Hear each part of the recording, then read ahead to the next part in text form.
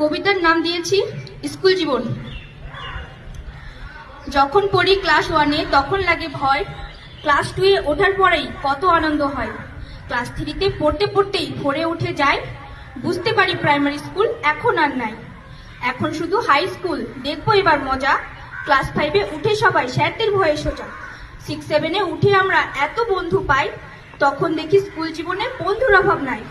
সেই বন্ধুদের সাথেই যখন শুরু পড়াশোনার লড়াই, ক্লাস 8-9 শেষ হয়ে যায় লকডাউনের গড়াই। 2 বছর গ্যাপ দিয়ে যেই স্কুল ফিরে পেলাম, ক্লাস 10কে দেখেই আমরা হতাশ হয়ে গেলাম। 10 ক্লাস পাশ করে যেই উঠলাম 11-এ, জীবনে তখন বুঝতে পারলাম আসল আনন্দ কাকে বলে।